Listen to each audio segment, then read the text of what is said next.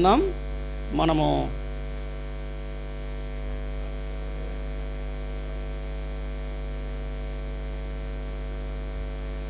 హబక్కుకు గ్రంథం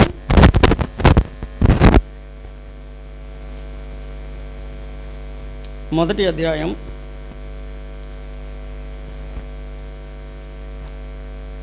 13వ వచనము నుండి 17వ వచనం వరకు చదువుదాం. ఆ తర్వాత కొన్ని సంగతులు లేఖనాలలో నుంచి మనం ధ్యానం చేద్దాం.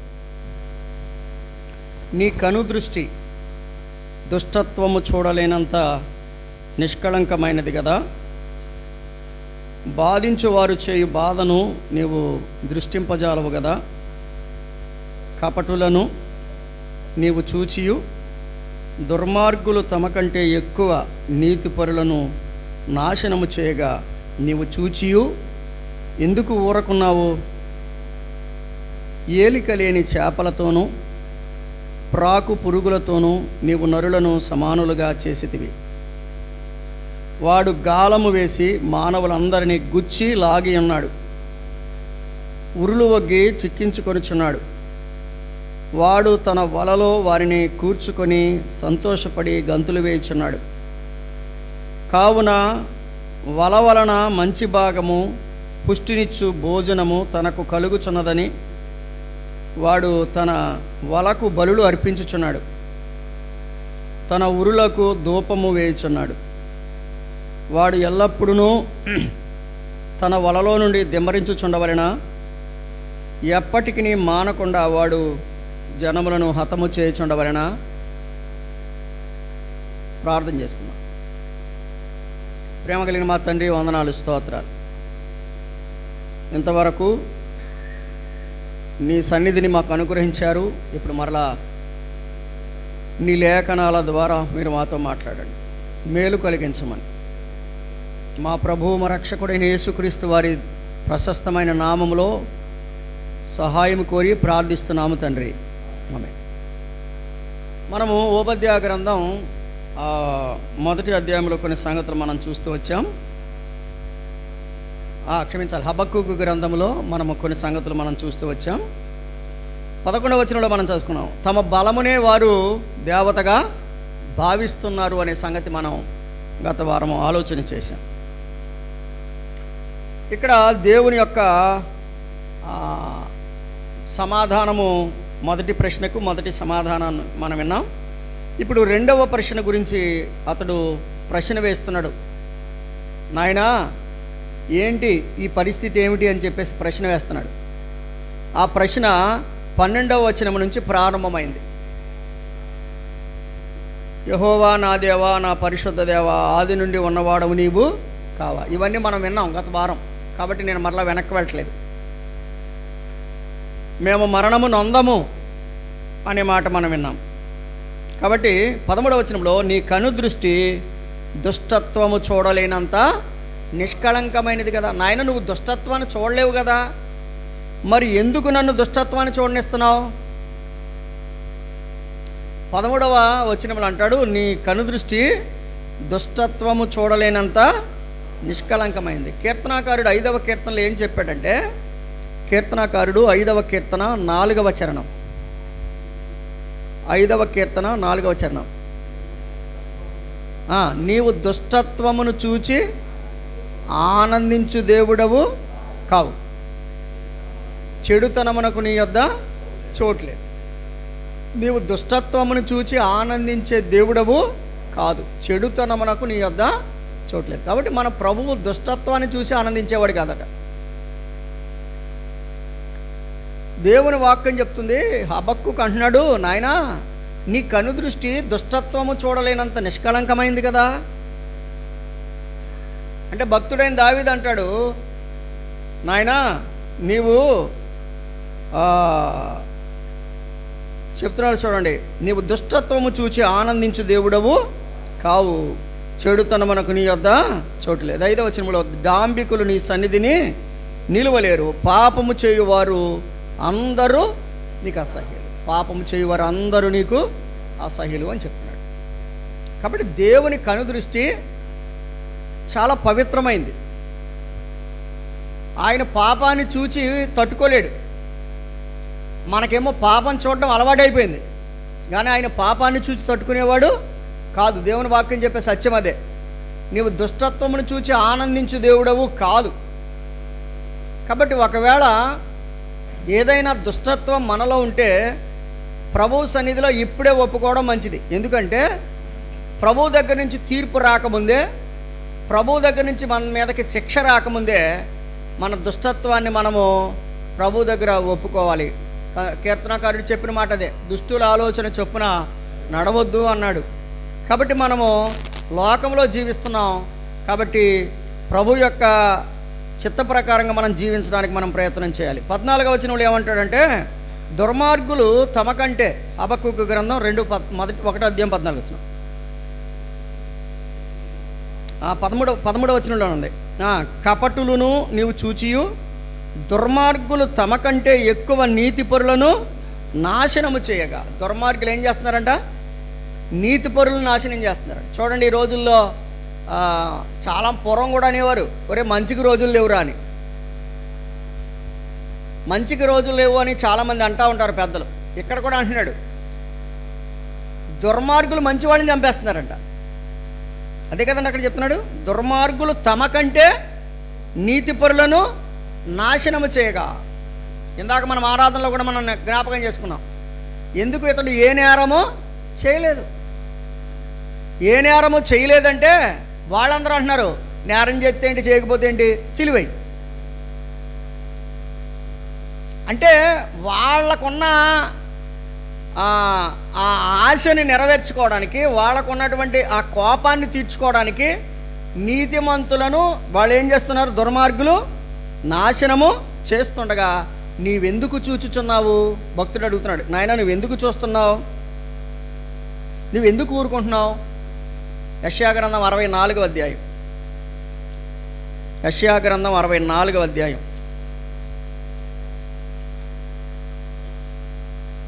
12వ వచనం చూడండి.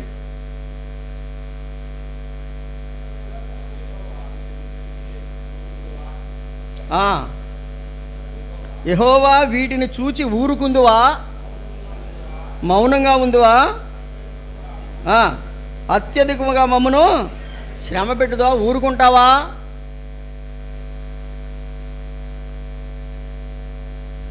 అత్యధికంగా శ్రమ పెడతావా? భక్తుడు అడుగుతున్న మాట,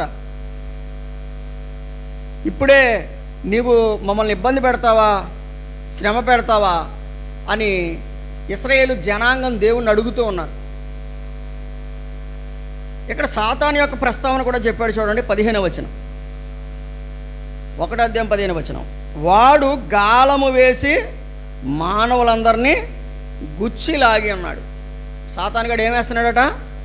గాలం వేస్తున్నాడు. శత్రువును సాతానును సమానంగా పోల్చాడు ఇక్కడ. శత్రువు ఏం చేస్తున్నాడు? నీతిమంతులను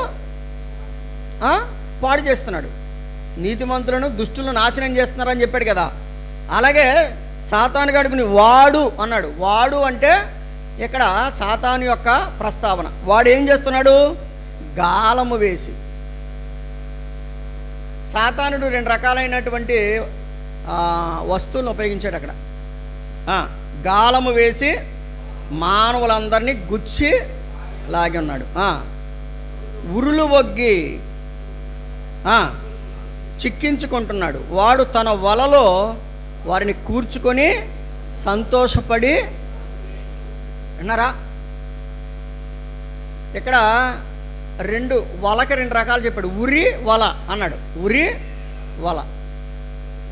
ఇంకోటి ఏంటి? గాలం. గాలం అంటే సింగిల్గా ఒక చేపకే, అంతే కదండి. గాలం అంటే ఏంటి? సింగిల్గా లాగడం. గాలానికి అరెట్టి ఇలా అంటే ఒక చేప పడుతుంది, ఒకేసారి 2-3 పడవు. అదే వల వేస్తే సాతానుడు ఇక్కడ వ్యక్తిగత పరిచర్య చేస్తున్నాడు, బహిరంగ పరిచర్య చేస్తున్నాడు. అర్థమవుతుందా? వ్యక్తిగతంగా ఎవడు దొరుకుతాడా అని చూస్తున్నాడు, వాడికి గాలం వేస్తున్నాడు. ఓ 10 మంది ఉన్నారనుకోండి, 10 మంది మీదకి ఏమేస్తున్నాడు? వల వేస్తున్నాడు. యేసు ప్రభు వారు కూడా వ్యక్తిగత పరిచర్య చేశారు, బహిరంగ పరిచర్య చేశాడు. సాతానుగాడు వ్యక్తిగతంగా పాడు చేస్తున్నాడు జనాల్ని, బహిరంగంగా జనాల్ని పాడు చేస్తున్నాడు. గుంపులుగా వలేసంట కొంతమందిని పట్టుకున్నాక ఆ వలలో పడిన వాళ్ళు అందరినీ చూసి సాతానుగాడు ఏం చేస్తున్నాడట, అబ్బో గొంతులు వేస్తున్నాడట. యేసు ప్రభు ఏమో, తండ్రి అయిన దేవుడేమో తప్పిపోయి తన దగ్గరకు వచ్చిన వాళ్ళని చూసి గొంతులు వేస్తున్నాడంట. అర్థమవుతుందా? వాడు దూరముగా ఉండగా తండ్రి ఏం చేశాడు, పరిగెత్తుకుని వెళ్ళి వాడి మెడ మీద పడి ముద్దు పెట్టుకుని వారిని గురించి సంతోషించాడు. మనం సంతోషిద్దామన్నాడు. పాపము చేసి పాపములో నాశనానికి వెళ్ళిపోతున్న వారు తిరిగి తన దేవుణ్ణి తెలుసుకుంటే తండ్రి అయిన దేవుడు సంతోషిస్తాడు. ఒక వ్యక్తి నాశనానికి వెళ్ళిపోతుంటే సాతానుడు సంతోషిస్తాడు. మళ్ళా చెప్పనా, నాశనం నుంచి ఒక వ్యక్తి తప్పించబడితే దేవుడు సంతోషిస్తాడు. ఒక వ్యక్తి నాశనానికి వెళ్ళిపోతుంటే సాతానుడు సంతోషిస్తాడు. నువ్వు ఏ పరిస్థితిలో ఉన్నావు? సాతానుడు ఏం చేస్తున్నాడంట, తన ఉరులకు దూపం వేస్తున్నాడంట, గంతులు వేస్తున్నాడంట. చూడండి 15వ వచనంలో ఏమన్నాడు, సంతోషపడి గంతులు, భలే దొరికెళ్ళేయడని. చాలామంది ఎలా ఉంటారంటే ఇంటి దగ్గర లేకపోతే మన పరిస్థితుల్లో బాగానే ఉంటారు. కొంచెం దూరం వెళ్ళేటప్పటికి సాతానుగాడికి దొరికేస్తారు. అప్పుడు సాతానుగాడు ఏమనుకుంటాడంటే, వీడు ఊరిలో ఉన్నప్పుడు మందిరానికి వెళ్ళేవాడు, ప్రార్థన చేసేవాడు, ఇప్పుడు భలే దొరికెళ్ళాడు అనుకుని గొంతులేస్తాడు. చూడండి అక్కడ 15వ వచనంలో 16వ వచనంలో, కావున వల వలన మంచి లాభము, మంచి భాగము, పుష్టినిచ్చు భోజనము తనకు కలుగుచున్నవని వాడు తన వలకు బలులు అర్పిస్తున్నాడంట. అంటే ఇంకా ఎక్కువ మంది పడాలి నా వల్లోనని. సాతానుగాడు తన వలకు పూజ చేస్తున్నాడంట.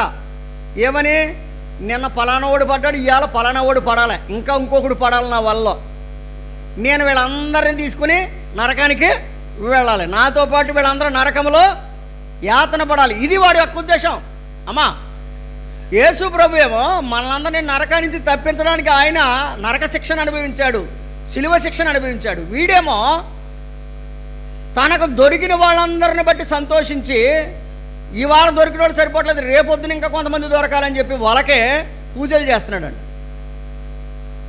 17వ వచనం, వాడు ఎల్లప్పుడూ తన వలలో నుండి దెమ్మరించి చుండవలెనా. ఏమంటే ఏం చేస్తున్నాడంటే రోజు దెమ్మరించడం అంటే ఏంటి, 1, 2 దొరకట్లేదు, ఆడికి దెమ్మరించడం అంటే ఎక్కువ దొరికేస్తున్నాయి. ఆడు ఒక్కసారి అలా వలేసాడంటే వందల మంది దొరికేస్తున్నారు వాడికి. దెమ్మరిస్తున్నాడంట వాడు. ప్రభు దగ్గరికి వచ్చేవాళ్ళు కొద్దిమందే, కానీ సాతానుడు వలలో పడేవాళ్ళు గుంపులుగా. చూడండి అక్కడ, వాడు ఎల్లప్పుడూ తన వలలో నుండి దెమ్మరించుచుండవలెనా, ఎప్పటికీ మానకుండా వాడు జనములను అంటే వాడు వల్లో పడినోడు ఏమైనట్టు చెప్పండి. అక్కడ రాశాడు, వాడు వల్లో పడితాడు ఏమైనట్టు, కథం. ఆడు వల్లో పడ్డాడంటే కథం, అంతే. కొంతమంది అనుకుంటున్నారు పర్లేదు నా జీవితం బాగానే సాగిపోతుందని. కానీ నువ్వు సాతాను వలలో ఉన్నావు, గుర్తుపెట్టుకో. సాతాను వలలో ఉంటే ఏం చేస్తాడు సాతానుగాడు, నీళ్ళలో నుంచి గట్టుకులు అవుతాడు. నీళ్ళలోంచి గట్టుకులు అవుతే సగం ప్రాణం పోయింది, అవునా? ఆ తర్వాత ఏం చేస్తాడు, ఓ బండకేసి బాదుతాడు, సస్తావు. ఆ తర్వాత ఏం చేస్తాడు, పొలుసులు తీస్తాడా పొలుసులు. ఆ తర్వాత ఎక్కడ ఎత్తాడు, కూర దాఖలు ఎత్తాడు. ఇదంతా మీకు నవ్వడానికి కాదు నేను చెప్పేది. సాతానుగాడు నిన్ను స్టెప్ బై స్టెప్ చివరికి నిన్ను భోజనం చేస్తాడని రాయబడింది. చూడండి అక్కడ 16వ వచనం, కావున వల వలన మంచి భాగము, పుష్టినిచ్చు భోజనం. అంటే నువ్వు సాతానికి భోజనం అయిపోతున్నావు. మనం ఏమవుతున్నాము, సాతానుకు భోజనంగా మారిపోతున్నారు చాలామంది. యవనస్తులారా, మీరు ఎవరికి భోజనంగా మారిపోతున్నారు అంటే, సాతానుడు నీకు గాలం వేసో వల వేసో నిన్ను పట్టుకుని నిన్ను భోజనం చేస్తున్నాడు వాడు. నాయన ఎప్పుడు సాతానుగాడు ఇలాగే చేయాలా అని భక్తుడు కనిపెడుతున్నాడంట. 2వ అధ్యాయం, ఆయన నాకు ఏమి సెలవిచ్చునో, 2వ అధ్యాయం 1వ వచనం. ఇవన్నీ అడిగి ఆయన నాకు ఏమి సెలవిచ్చునో, నా వాదం విషయము నేనేమి చెప్పుదునో చూచుటకై నేను నా కావలి స్థలము మీద గోపురము మీదను కనిపెట్టుకుని యుందుననుకొనగా. అంటే ఈ 3 అధ్యాయాలకి 3 మాటలు చెప్పాను నేను. మొదటిసారి మొదటి అధ్యాయానికి వీపింగ్ అని చెప్పాను, ఏడ్చుట. 2వ అధ్యాయానికి వాచింగ్ అని చెప్పాను, అంటే కనిపెట్టుట. 3వ అధ్యాయానికి వర్షిప్ అని చెప్పాను, ఆరాధించుట. ఇప్పుడు 2వ అధ్యాయంలో దేవుడు ఏం చెప్తాడా అని కనిపెడుతున్నాడు. దేవుడు ఏం చెప్తున్నాడు? ఇక్కడ 7 శ్రమలను గురించి చెప్పాడు దేవుడు. ఈ 2వ అధ్యాయంలో 7 శ్రమలను గురించి చెప్పాడు దేవుడు. 7 రకాలైన వ్యక్తులు, వారికి వచ్చే శ్రమలను గురించి చెప్పాడు. మీ జ్ఞాపకానికి తెస్తాను రండి. 2వ అధ్యాయం 6వ వచనం, తనది కాని దానిని ఆక్రమించి, మీరందరూ బైబిల్ జాగ్రత్తగా చూడాలి. తననిది కాని దానిని ఆక్రమించి అభివృద్ధి నొందువానికి, అది అక్రమ కట్టడాలు, ఆక్రమించుకునే వారికి శ్రమ. ఎవరికి చెప్పండి? తనది కాదని వాడికి తెలుసా తెలీదా? తెలుసు. తనది కాని దానిని ఆక్రమించుకొని అభివృద్ధి పొందువానికి శ్రమ. వాడు ఏమనుకుంటున్నాడంటే, నేను ఈ రోజున బాగున్నాను అని. కానీ నువ్వు ఆక్రమించుకున్నది ఎవరిది? నీది కాదు కదా. నువ్వు ఆక్రమించుకుని ఈ రోజున సంతోషపడుతున్నావు, కానీ దేవుడు నీకు ఇచ్చే బహుమానం ఏంటో తెలుసా? శ్రమ. సాతానుగాడు దేవుని పిల్లలను ఆక్రమించుకుంటున్నాడు కదా. సాతానుగాడికి వచ్చేది ఏంటి? శ్రమ. సాతానుగాడు యాతన పడాలి. ఎక్కడ?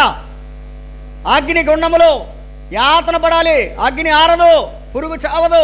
వాడు ఎంత యాతన పడతాడో, వాడంత శ్రమ పడతాడో భూమి మీద తనది కాని దానిని ఆక్రమించుకొని అభివృద్ధి పొందువానికి శ్రమ. ఇది మొదటి శ్రమ. 2 అదే వచనంలో ఉంది చూడండి. 6వ వచనం, తాకట్టు సొమ్ము విస్తారముగా పట్టుకుని వానికి శ్రమ. 2వది ఏంటంట? తాకట్టు సొమ్ము విస్తారముగా పట్టుకుని వానికి శ్రమ. తాకట్టు అంటే ఏంటి? మనకు స్తోమత లేక, మనకు అవసరమైంది, బాబా ఈ వస్తువుని దగ్గరెట్టుకుని ఓ 100 రూపాయలు అని అడగడం, ఇది తాకట్టు పెట్టాం మనం. ఇస్తాను కానీ 10 రూపాయలు వడ్డీ అన్నాడు అనుకోండి, ఆడికి శ్రమ. విస్తారంగా పట్టుకోవడం అంటే ఏంటి? న్యాయంగా లేకుండా. న్యాయం కాదు. ఇప్పుడు న్యాయంగా నేను ఈ అవసరం తీర్చాను కాబట్టి నాకు ఏదైనా కొంచెం చెయ్యి అంటే అది న్యాయపరంగా అయితే దాన్ని మనం ఇబ్బంది పెట్టాల్సిన అవసరం లేదు. కానీ మొన్నసారి ఒక ఆయన అంటున్నాడు, నాకు తెలిసిన ఒక లెక్చరర్ గారు ఇంకో లెక్చరర్ గారికి మెసేజ్ చూపించాడు నాకు. అయ్యా నాకు అర్జెంట్ అవసరం, నాకు ఒక 2 లక్షలు కావాలని. అప్పుడు ఈ పక్క ఆయన అంటున్నాడు, ఈయన అమాంతంగా ఇప్పుడు చెప్తాడండి బాబు, ఇప్పుడు చెప్తే నేనేం చేయను, ఇప్పుడు చెప్తే ఇలా 10 రూపాయలు అంటారు వడ్డీ, నేనేం చేయను.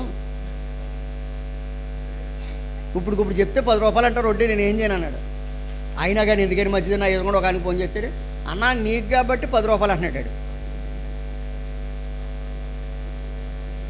ఎంత ధర్మం వడ్డీయో చూడండి. ఎవడికి శ్రమ అంట? తాకట్టు. బైబిల్లో యేసుప్రభువు ఏమన్నాడు తెలుసా? తాకట్టు పెట్టుకో కానీ సాయంత్రానికి ఇచ్చేయమన్నాడు. దుప్పటి తాకట్టు పెట్టాడా? ఇచ్చేయి. తిరగలు తాకట్టు పెట్టాడా? ఇచ్చేయి. వాడు బలహీనుడైతే, వాడు కట్టలేకపోతే ఏం చేస్తావు? దేవుని వాక్యం చెప్తుంది, నేను బైబిల్ పట్టుకున్నానండి, నేను అన్నీ చేస్తానంటే కుదరదు. కొన్ని వదిలేయాల్సినవి వదిలేయాలి, కొన్ని మనం అనుసరించాల్సినవి అనుసరించాలి. ఒకటి ఏమన్నాడు? తనది కాని దానిని చెప్పండి 7 శ్రమలు చెప్పాడు అన్నాను కదా. తనది కాని దానిని ఆక్రమించుకొని అభివృద్ధి పొందేవాడికి శ్రమ. ఆడు ఆక్రమించుకున్నాడు అన్న సంగతి మనకు తెలుసు, వాడు ఎలాగ అభివృద్ధి పొందుతున్నాడో కూడా మనకు తెలుసు. కానీ దేవుడు కూడా చూస్తున్నాడు. దేవుడు ఏం చేస్తాడంటే వాడికి శ్రమ రాబోతుంది. రెండవది అదే 6వ వచనంలో, తాకట్టు సొమ్ము విస్తారముగా, తాకట్టు సొమ్ము అని విస్తారం అని మాట లేకపోతే మనం దాని గురించి ఆలోచించగలదు. తాకట్టు సొమ్ము విస్తారముగా పట్టుకొని వానికి శ్రమ. వాడు ఎన్నాళ్ళు నిలుచును ఉందా బైబిల్లో? చదవండి. ఎవడాడు? వాడు ఎన్నాళ్ళు నిలుచునని జనాలందరూ చెప్పుకుంటున్నారంట. వాడు ఎన్నాళ్ళు నిలుచురు అని చెప్పుకొనుచు వీరందరూ ఇతనిని బట్టి ఉపమానం రీతిగా అపహాస్యపు సామెత ఎత్తుదురు కదా. అపహాస్యం చేస్తారని ఎంతకాలం ఉంటాడరా, ఎంతకాలం ఉంటాడో చూద్దాం కదా అంటారు కొంత జనాలు. అమ్మా, జనాలు ఏమి వెర్రోళ్ళు ఏం కాదు, దేవుడు కూడా వెర్రివాడు కాదు. వాడు ఎన్నాళ్ళు నిలుచును? ఏం చేశాడు వీడు? తనది కానీ ఆక్రమించుకున్నాడు, విస్తారమైన తాకట్టు సొమ్ము దగ్గర పెట్టుకున్నాడు. కాబట్టి వాడు ఎన్నాళ్ళు నిలుచును? కాబట్టి 2 శ్రమలు చెప్పాడు. 3వ శ్రమ చూడండి, 9వ వచనం. తనకు అపాయము రాకుండానట్లు తన నివాసములు బలపరుచుకొని తన ఇంటి వారి కొరకై అన్యాయముగా లాభము సంపాదించుకుని వానికి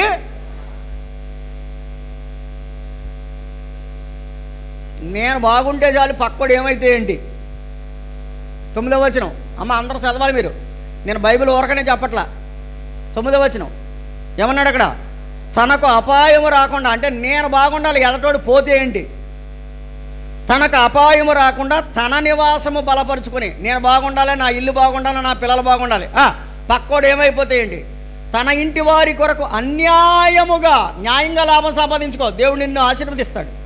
బైబిల్లో చెప్పాడు కదా, నీ చేతుల కష్టార్జితము నువ్వు అనుభవిస్తావు. నువ్వు అది న్యాయమైంది, నువ్వు కష్టం, నీ కష్టానికి తగిన లాభం న్యాయం. కానీ అన్యాయముగా లాభము సంపాదించుకుని వానికి. కాబట్టి మన లాభము న్యాయమైందా అన్యాయమైందా ఒకసారి మనము చెక్ చేసుకోవాలి. తమిళనాడులో ముఖ్యమంత్రి గారు ఒక రూల్ పాస్ చేశాడు. 1000 రూపాయలు లంచం ఎవడైనా అడిగితే మాకు తెలియజేస్తే 1,00,000 రూపాయలు మీకు బహుమానం ఇస్తామన్నాను. ఎంత లంచం ఇచ్చేది ఎంత? ఎవడైనా 1000 రూపాయలు లంచం అడిగితే మీరు మాకు తెలియజేస్తే ఆడి సంగతి మేము చూసుకుంటాం, మీకు 1,00,000 రూపాయలు బహుమానం ఇస్తాం. ఎవడని తీసుకుంటాడా? ఇప్పుడు అదే జరుగుతుందండి. మన పేపర్లో వేసాడు, నేను ఊరకనేం చెప్పట్లా. దేవుడు మనకిచ్చింది మనకి సరిపోదా? మళ్ళీ లంచాలు కావాలా? ఈ లంచాల మీద బాగుపడవచ్చు, ఈ లంచాల మీద అభివృద్ధి చెందొచ్చు, ఈ లంచాల మీద మేడ కట్టొచ్చు. కానీ దేవుడు చెప్తున్నాడు శ్రమ. అన్యాయంగా తన ఇంటి వారి కొరకు, తాను బాగుండడం కొరకు అన్యాయముగా లాభము సంపాదించుకునే వానికి శ్రమ. ఎన్నైనా ఇప్పటికి 12. నరహత్య చేయుట చేత పట్టణము కట్టించు వారికి శ్రమ. అంటే ఏంటి? ఆ ఊర్లో ఉన్న వాళ్ళందరినీ లేపేసి ఆ పట్టణాన్ని వాడు ఆక్రమించేసుకున్నాడు. నరహత్య అంటే ఒక వ్యక్తిని చంపేసి ఆ చంపేసిన వ్యక్తి యొక్క ఆ పట్టణాన్ని ఒక ఉన్నతమైనటువంటి రాజ్యాన్ని స్థాపించుకునేవాడికి శ్రమ. అంటే వాడు ఉన్నంతసేపు అక్కడ పట్టణం కట్టనివ్వడం, వాడిని తీసేస్తే తప్ప. కాబట్టి నరహత్య చేసేవాడికి శ్రమ. తర్వాత అదే లైన్లో 12వ వచనం, దుష్టత్వము జరిగించుట చేత కోటను స్థాపించుకుని వానికి శ్రమ. అంటే దుష్టత్వము జరిగించుట చేత కోటను, ఇక్కడ మీకు ఆ నాబోతు గుర్తొస్తాడు, ఆహాబు గుర్తొస్తాడు, యెజబెలు గుర్తొస్తుంది కదా. నాబోతు దగ్గరికి వెళ్ళి ఆహాబు ఏమి అడిగాడంటే, ఒరే నీ కూర తోట నాకి ఇమ్మని అడిగాడు. నాబోతు అన్నాడు, అర్రరే ఇది మా తల్లిదండ్రులు ఇచ్చింది, మా పూర్వీకులు ఇచ్చింది, మేము ఇవ్వలేము అన్నాడు. ఈ రాజుగారు ఇంటికి వెళ్ళి మూతి ముడుచుకుని పడుకున్నాడు. అప్పుడు అలా ఆవిడ గారు లైన్లోకి వచ్చింది. ఏమంది? నువ్వు రాజు కదా, నువ్వు మగడు కదా, నువ్వు వెనక్కి వచ్చేస్తావా? ఆడు ఇవ్వనంటే వచ్చేస్తావా? చేతులు ముడుచుకుని వచ్చేస్తావు, నువ్వు గాజులు తొడుక్కున్నావా అని ఆడిని రెచ్చగొట్టాల్సినంత రెచ్చగొట్టేసింది. అమ్మ అక్కోళ్ళు చెల్లెళ్ళు అటువంటి రెచ్చగొట్టే పనులు చేయకండి అమ్మా. రెచ్చగొట్టేసింది. అయినా కానీ నేను మంచోడే, పాపం అలాగే ఉన్నాడు. నువ్వు ఊకో, నువ్వు అలాగుండు అని ఒక ఉత్తరం రాయించి ఆ ఊరోళ్ళని పిలిచి ఉత్తరం రాయించి వీడి మీద అబద్ధ సాక్ష్యం పలకండి, అబద్ధ సాక్ష్యం పలికి వీడిని రాళ్ళేసి కొట్టి చంపేయండి నాబోతుని అని అన్నాక ఆ ఊరోళ్ళు అలాగే చేశారు. జరిగింది ఏంటంటే నాబోతు చనిపోయాడు. నాబోతు రక్తానికి కుక్కలు నాకినాయి. వెంటనే దేవుడు దైవజనుడిని పంపించి ఆహాబు దగ్గరికి పంపించి, ఆహాబు గారు వెళ్ళి వెళ్ళవయా, నీకు తోట ఏమన్నా వాడు చచ్చిపోయాడు, వెళ్ళు నువ్వు ఆక్రమించుకో అంది. ఎవరినే? భర్తనే. అయ్యగారు వెళ్ళారు. అయ్యగారు అక్కడికి వెళ్ళి లోపల దైవదాసుడు వచ్చాడు. వచ్చి అన్నాడు, ఏ స్థలములో నాబోతు రక్తము కుక్కలు నాకినాయో ఆ స్థలంలోనే నీ రక్తం కూడా కుక్కలు నాకుతాయి, జాగ్రత్త అని చెప్పాడు. ఆక్రమించుకొని కోట కట్టుకుంటే ఏంటి శ్రమ కదండి. గుర్తుపెట్టుకోండి, వాడి రక్తం కుక్కలు నాగిని, యెజబెల్ రక్తం కూడా కుక్కలు నాగిని, మర్చిపోవద్దు. ఆ వచనాలన్నీ చూపించడానికి సమయం లేదు. కాబట్టి ఆ 12వ వచనంలో ఏమంటాడంటే, దుష్టత్వము జరిగించుట చేత కోటను స్థాపించు వారికి శ్రమ. 15వ వచనం తన పొరుగువాని మానము చూడవలనని ఘోరమైన ఉగ్రతను కలపి వారికి త్రాగనిచ్చి వారిని మత్తులుగా చేయు వారికి. ఇక్కడ మీరు గమనించండి, ఒక్క మాటలో చెప్పాలంటే, నేను తాగట్లేదు కదా, ఇక్కడ చేశాడు. మత్తులుగా చేయు వారికి శ్రమ అంటే డబ్బులు ఇచ్చి వేసుకొచ్చేండి రమ్మంది అనేవాడికి శ్రమ. అర్థమవుతుందా? నువ్వు తాగక్కర్లా, నువ్వు డబ్బులు ఇచ్చి వేసుకొచ్చేయండి రా అన్నాడు అనుకోండి, ఇప్పుడు ఎవరికి శ్రమ? వేసుకొచ్చినోడికి కాదు. మీకు చాలాసార్లు చెప్పాను. ఒక ఆయన అడిగితే అన్నాడు, నువ్వు ఏమైనా పోయిందావు నాకు అని అడిగాడు. బాబా ఆ శ్రమ నాకు ఎందుకు లేరా బాబు.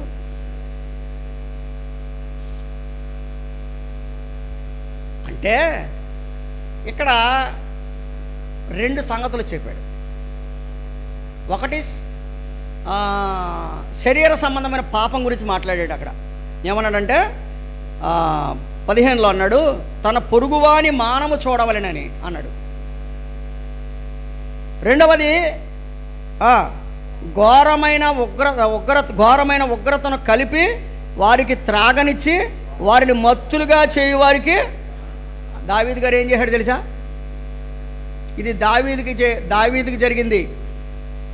బత్షెబా, దావీదు, ఊరియా. ఊరియాని పిలిచాడు. ఊరియాని పిలిచి ఆల్రెడీ పై వచనమేమో ముందు జరిగిపోయింది. బత్షెబాని ఇంటికి పిలిచాడు, తాను చేయకూడని పని చేశాడు. ఇప్పుడు ఊరియాని పిలిచాడు, ఊరియాని అక్కడ కూర్చోమన్నాడు, పళ్ళు పలహారాలు పంపించాడు, మందు పట్టించాడు లేదా? ఉందా లేదా? బైబిల్ ఎప్పుడు కూడా అబద్ధం చెప్పదు. జరిగింది జరిగినట్టు చెప్పుద్ది, నువ్వు అలా ఉండొద్దని చెప్పుద్ది. మరి దావీదు గారు శ్రమ పడ్డాడా లేదా చెప్పండి? శ్రమ శ్రమ శ్రమ. అందుకనే నేను సింపుల్గా ఏం రాసుకున్నానంటే, ఆ మాట అర్థం కావడానికి కోసం అని చెప్పేసి ఎవరికి శ్రమ అని రాసుకున్నానంటే, ఇతరులను పాడు చేసేవారికి, తన పొరుగు వారిని పాడు చేసేవారికి శ్రమ.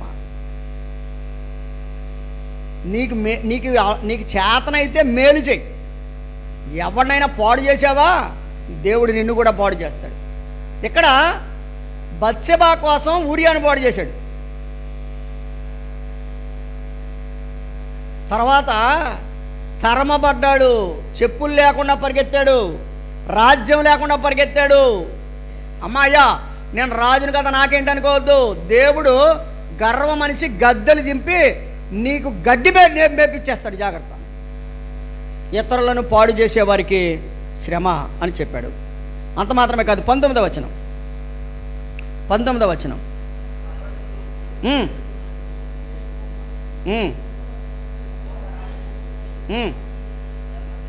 లెమ్మనియు వానికి చెప్పువానికి, అంటే విగ్రహాలను పూజించు వారికి, విగ్రహాలను ప్రార్థించే వారికి శ్రమ. మోగరాజు దగ్గరికి వెళ్ళంట, అమ్మా మమ్మల్ని కాపాడు తల్లి అంటారంట. బైబిల్ ఏం చెప్తుంది అక్కడ 20వ వచనంలో దేవుడి గురించి ఏం చెప్పబడింది? అయితే యెహోవా తన పరిశుద్ధాలయములో ఉన్నాడు, ఆయన సన్నిధిని లోకమంతయు, ఆయన పరిశుద్ధుడు, మిగిలినవన్నీ మోగ విగ్రహాలు, కానీ ఆయన పరిశుద్ధుడు. 1వ అధ్యాయం 14వ వచనం చూడండి, ఆయన పరిస్థితి చూడండి. క్షమించాలి, 2వ అధ్యాయం 14వ వచనమే, 2:14. ఏలయనగా సముద్రము జలములతో నిండి ఉన్నట్లు భూమి యెహోవా యొక్క మహాత్మ్యమును గూర్చి జ్ఞానముతో, ఆయన మహాజ్ఞానము కలిగిన వాడు, ఆయన పరిశుద్ధుడు. కాబట్టి దేవుడు చెప్తున్నాడు ఇక్కడ. ఒకటి, హబక్కుకు వేసిన 2వ ప్రశ్నకి దేవుడు, రే నేను ఎంతకాలం చూడాలి అంటున్నావు కదా నువ్వు, నాయన ఎంతకాలం వాడు దిమ్మరిస్తాడు, వాడు ఎంతకాలం వాడు వాళ్ళకు పూజ చేస్తాడు అంటున్నావు కదా నువ్వు. చెప్తున్నాడు విని జాగ్రత్తగా. వాడు సాతానుడైనా, సాతాను చేత ప్రేరేపించబడిన వ్యక్తి అయినా, తనది కాని దానిని ఆక్రమించుకునే అభివృద్ధి పొందేవాడు శ్రమ. 2, విస్తారమైన తాకట్టు సొమ్మును పట్టుకునేవాడికి శ్రమ. 3, అన్యాయముగా లాభము సంపాదించుకునేవానికి శ్రమ. 4, నరహత్యలు చేసి పట్టణాన్ని స్థాపించుకునేవానికి శ్రమ. దుష్టత్వము చేత కోటను స్థాపించుకునే వానికి శ్రమ. తన పొరుగువానిని పాడు చేయువానికి శ్రమ. మోగ విగ్రహములకు ప్రార్థించు వారికి శ్రమ. ఇప్పుడు యోబుకి, క్షమించాలి, హబక్కుకి దేవుడు ఏం చెప్తున్నాడంటే, అరే బాబు నువ్వు బాధపడకు, వాళ్ళందరికీ ఏం రాబోతుంది? శ్రమ. నువ్వు అలాగున్నావో లేదో చెక్ చేసుకోమని అడిగాడు దేవుడు. ఇవాళ నువ్వు మందిరానికి వచ్చావు కదా, నువ్వు ఎలాగున్నావు చెక్ చేసుకో అని 2వ అధ్యాయం 4వ వచనం. వారు యథార్థపరులు కాక తమలో తాము అతిశయపడుదురు, వారిలో ఏం లేదు, యథార్థం లేదు. అయితే నీతిమంతుడు విశ్వాస మూలముగా, అరే నువ్వు విశ్వాసంతో బ్రతుకు. బైబిల్ గ్రంథంలో 3 సార్లు ఈ మాట రాయబడిందండి. మీరు కావాలంటే మీరు తర్వాత చదువుకోండి. రోమాపత్రిక 1వ అధ్యాయం 17వ వచనములో ఇదే మాట రాయబడింది, నీతిమంతుడు విశ్వాస మూలముగా జీవించునని. గలతీ పత్రిక 3వ అధ్యాయం 11వ వచనంలో కూడా ఇదే మాట రాయబడింది, నీతిమంతుడు విశ్వాస మూలముగా జీవిస్తాడని. కాబట్టి మనకు నీతిమంతుడు విశ్వాస మూలముగా జీవిస్తాడు. అదే హెబ్రీ పత్రిక 10వ అధ్యాయం 38వ వచనంలో కూడా అదే మాట రాయబడింది. హెబ్రీ పత్రిక 10:38. నా ఎదుట నీతిమంతుడైన వాడు విశ్వాస మూలముగా జీవించును కదా. వినాలి వాళ్ళే. దేవుడు ఎలా బ్రతకమంటున్నాడు మనల్ని? ఆడిని పాడు చేసి బతకమంటున్నాడా, నీతిగా బతకమంటున్నాడా? చెప్పాలని అందరూ చెప్పాలి. వాడిని వీడిని పాడు చేసి వాడిది వీడిది వేసుకొని ఆడిని ఏడిపించి లంచాలు తీసుకొని ఎక్కువ వడ్డీలు తీసుకొని అలా బతకమన్నాడా మనల్ని? ఎలా బతకమన్నాడు? నీతిగా. ఎలా బ్రతకాలి? నీతిగా బ్రతికితే మనకు చాలా మేళ్ళు ఉన్నాయండి. ఒక్క సామెతల గ్రంథంలోనే నీతిగా బతికేవాడికి, సామెతల గ్రంథానికి రండి, నీతిగా బ్రతికేవాడికి ఎన్ని మేళ్ళు ఉన్నాయో టకటక చూపిస్తాను, మీరు చాలా వేగంగా చదవాల. సామెతల గ్రంథం 10వ అధ్యాయం 25వ వచనం, నీతిమంతుడు నిత్యము నిలుచు కట్టడము వలె ఉంటాడు కదా. ఎలా ఉంటాడు? నీతిమంతుడు కట్టడము వలె నిత్యము నిలిచే కట్టడంలా ఉంటాడు. ఇందాకోడు ఏమయ్యాడు? కూలిపోయాడు, రాలిపోయాడు. ఎంతకాలం ఉంటాడు అని అన్నాడు కదా. వాడు ఎంతకాలం ఉంటాడు అని అన్నాం కదా, చదివామా మనం లేదా? వాడు ఎంతకాలం ఉంటాడు అని 2వ అధ్యాయం 6వ వచనంలో చదివాం. వాడు ఎన్నాళ్ళు నిలుచును అన్నాం. కానీ నీతిమంతుడైతే ఏం చేస్తాడంట? నిత్యము నిలిచే పట్టణంలో ఉంటాడు అని వ్రాయబడింది. అంత మాత్రమే కాదు, 11వ అధ్యాయం 8వ వచనం సామెతల గ్రంథం, నీతిమంతుడు బాధలో నుంచి తప్పించబడతాడు. నీతిమంతుడు కట్టడము వలె ఉంటాడు, నీతిమంతుడు బాధ నుండి తప్పించబడతాడు. అందుకని అన్నాడు, ఒరే బాబు నువ్వు బాధపడద్దు, హబక్కుకు నువ్వు బాధపడద్దు, నువ్వు బాధ నుండి నువ్వు తప్పించబడతావు.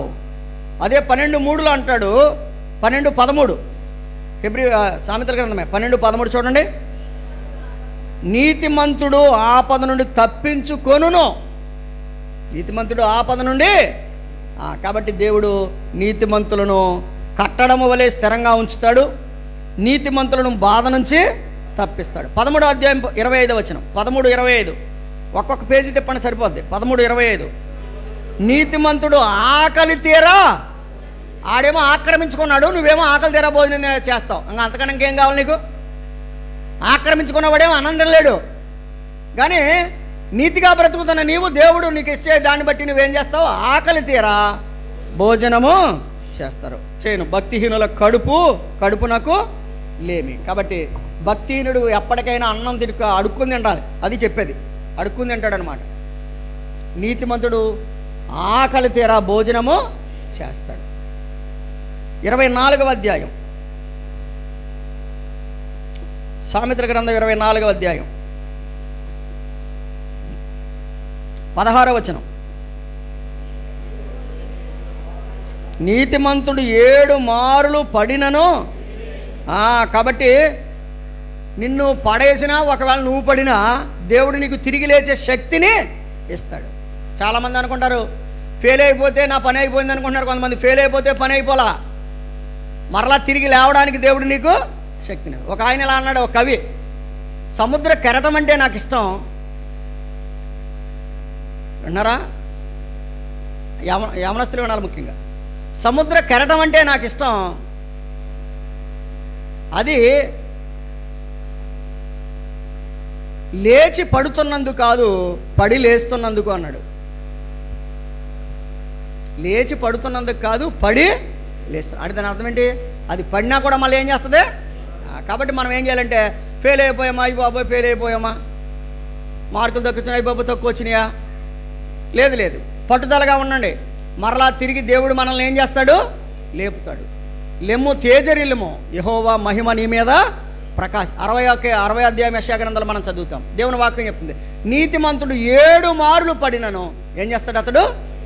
కాబట్టి దేవుడు నీతిమంతుడు తిరిగి లేచి అవకాశం ఇస్తాడు. 29వ అధ్యాయానికి రండి. సామెతల గ్రంథం 29వ అధ్యాయం 6వ వచనం.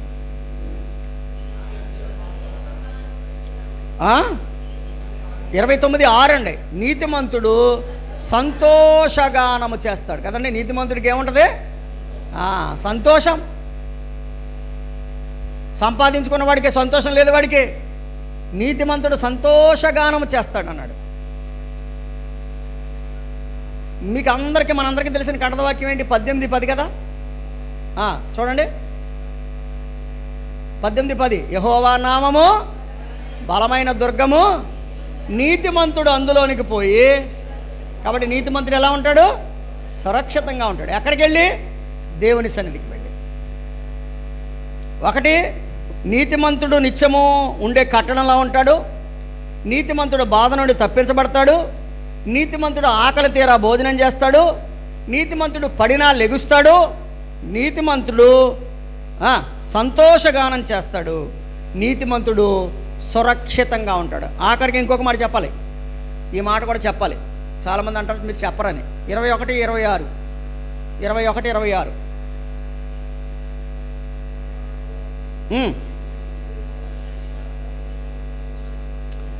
వెనుక తీయక నా దగ్గర ఏముందండి ఇవ్వడానికి దేవుడికి అనకూడదంట.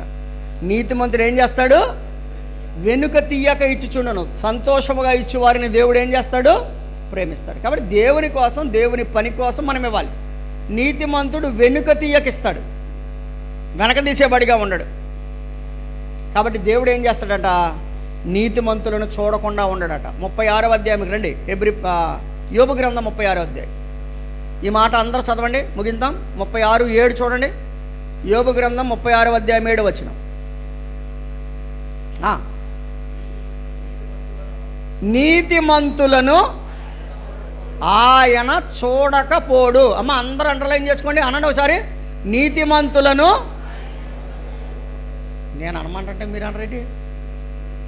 1 అంటే ఆడు ఎవడో 2 అంటున్నాడు, అలాగన్నట్టుంది.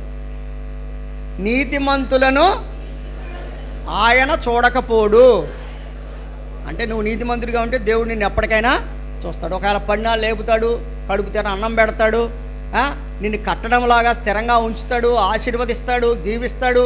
కాబట్టి అన్యుల్లాగా శ్రమపడే జీవితాన్ని వద్దు మనకి, నీతిమంతుల్లాగా దీవెనకరం. అందుకని అంటాడు, మరలా పూర్తిగా చదువునన్నది, నీతిమంతులను ఆయన చూడకపోడు, సింహాసనము మీద రాజులతో ఆయన వారిని సింహాసనం మీద కూర్చోబెడతాడంట. నీతిమంతులను ఎక్కడ కూర్చోబెడతాడు? కాబట్టి అటువంటి దీవెన మనకు కలగాలంటే మనము యేసు ప్రభుని నమ్మి, అబ్రహాము దేవుని నమ్మెను, అది అతనికి, దేవుని నమ్మి నీతిగా జీవిస్తే దేవుడే మనల్ని చూడకుండా పోడు.